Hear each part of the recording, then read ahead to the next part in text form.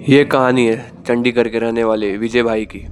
रात 8:30 बजे अपने सवारी को धर्मशाला ड्रॉप करके घर वापस लौट रहे थे। इसी दौरान रात 12:30 बजे उनकी एंट्री होती है हिमाचल प्रदेश के एक छोटे से गांव में।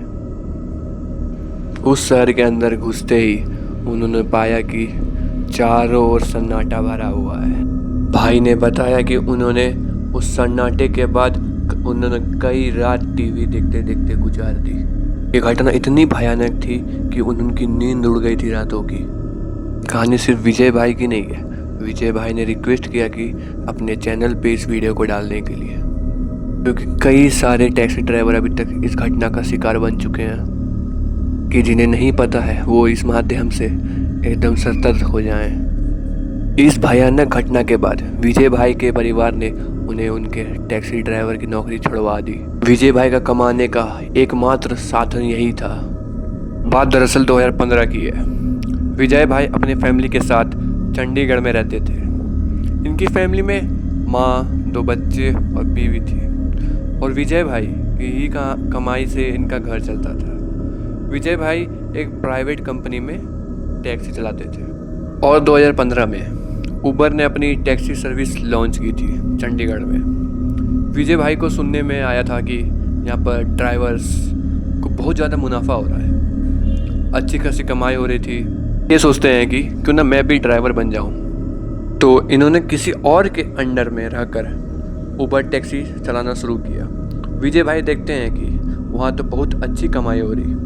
तो कुछ महीने उसके मालिक के अंडर उबर टैक्सी चलाने के बाद 2016 में उन्होंने अपनी खुद की कार खरीद ली। उन्होंने सोचा कि अब मैं खुद से जाके ऊपर से डायरेक्ट बुकिंग लूँगा। पहले तो कुछ साल बहुत अच्छा चला, पर उसके बाद धीरे धीरे उबर की सेल्स और गिरती रही, क्योंकि न्यू कॉम्पिटिटर्स का कारण। इसी कारण विजय भाई की कमाई गिरने लगी। विजय भाई ने सोच लिया कि अब मैं उबर के अंदर टैक्सी नहीं चलाऊँगा, अब मैं डायरेक्ट बुकिंग लूँगा। अब उनकी कार को निकाले हुए भी 2 साल हो गए थे। EMI पे करते करते साल 2018 आ चुका। इस दौरान विजय भाई को काफ़ी प्राइवेट बुकिंग मिली और इसी बीच एक दिन उनकी ऐसे बुकिंग आती है जो चंडीगढ़ से धर्मशाला की जाने की थी। मई का महीना था, शनिवार का दिन था और दोपहर के 1 बज गए थे। ये अपने कस्टमर को पिक करने के लिए उसके घर पहुंचते हैं। कस्टमर ने बोला कि तुम सामान गाड़ी से रख दो, तब तक चाय पी लेते हैं। दोपहर के 1:30 बज चुके थे। चंडीगढ़ से धर्मशाला के लिए निकल गए। रास्ते में पेट्रोल पंप रुका, कस्टमर सिगरेट पीने के लिए बाहर उतरा और कुछ देर बाद हिमाचल प्रदेश पहुंच चुके। जब ये लोग वो शहर पार कर गए, कस्टमर ने कहा कि रात के टाइम यहाँ से आना जाना ठीक नहीं है, बहुत अजीब घटनाएं होती हैं। विजय ने पूछा, कैसे पता सर? तो उसने बताया कि मेरे एक रिलेटिव इधर ही रहते हैं। विजय ने पूछा, पर कस्टमर ने टॉपिक बदल दी।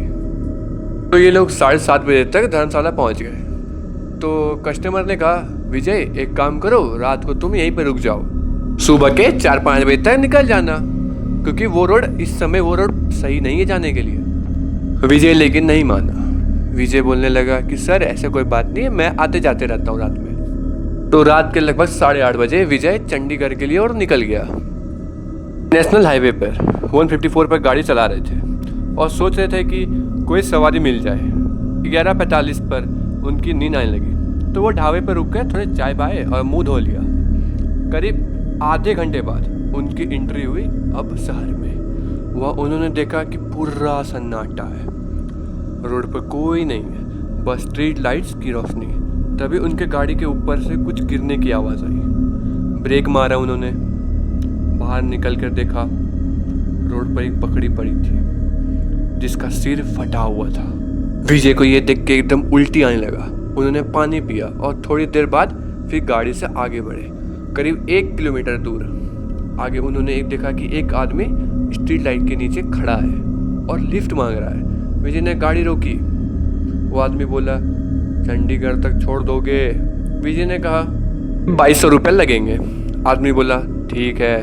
वो आदमी पीछे से सीट पर बैठ गया। विजय ने कहा, आगे बैठ जाइए, पर उसने कोई जवाब नहीं दिया। कुछ दूर चलने के बाद विजय को लगा कि गाड़ी बहुत भारी हो चुकी है, सीट फटने वाली है, इंजन एकदम गर्म हो रखा है। कुछ मीटर बाद गाड़ी बीच रोड पर रुक गई। वो बाहर निकले, इंजन देखे, पर जब पीछे देखा तो आदमी की सीट खाली थी। वो आदमी बैठा था पर उसका सर नहीं था। पूरा सफ़ेद कपड़ा, खून से लथपथ शरीर पूरा उसका। विजय डर के मारे भागा और वो बिना सिर वाला आदमी उसके पीछे भाग। थोड़ी दूर पास में एक मंदिर उसे दिखा विजय को। विजय वहाँ अंदर पहुँचा, जोर जोर से चिल्लाने लगा। अंदर से लोग बाहर आए, उन्होंने संभाला। पुजारी जी ने पानी दिया और बोला कि शांत हो जाओ, क्या हुआ तुम्हारे साथ? तब विजय बोलता है, पीछे से एक आदमी मेरे पीछे सर कटा हुआ दौड़ रहा है मेरे पीछे पीछे। पंडित जी बोलते हैं कि तुम थोड़ा देर मंदिर के आंगन में सो जाओ, रात गुजार लो, फिर कल सुबह जाके देखते हैं। सुबह पंडित जी विजय के साथ गाड़ी तक पहुंचे। गाड़ी बड़ी आसानी से स्टार्ट हो गई। विजय ने मंदिर जाके पूजा की और पंडित जी ने बताया, जो तुमने देखा वो एक प्रेत आत्मा है। 2013 का समय था। एक आदमी ट्रक से टकरा गया था, उसका सिर फट गया था और अलग हो गया था। तभी से वो आत्मा इस रोड पर भटकती है। जो भी रात में लिफ्ट देने के लिए रुकता है वो उसे मार डालती है। विजय कैसे बच गया ये किसी को समझ नहीं आया। पंडित जी ने कहा, रात को कभी अकेले इस रोड पे मत निकलना आपसे। विजय घर लौटा और सारी बात अपने परिवार को बताया।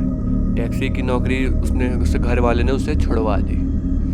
अगर आपने भी कभी इस ऐसी घटना फेस की है तो या ऐसा कुछ भी सोच मिला आपको या फिर आपने कभी कभी देखा तो आप मेरे इस ईमेल पे जाके मैसेज कर सकते हैं। आपकी भी कहानी को मैं यूट्यूब पे लाके सबके सामने दिखाऊंगा।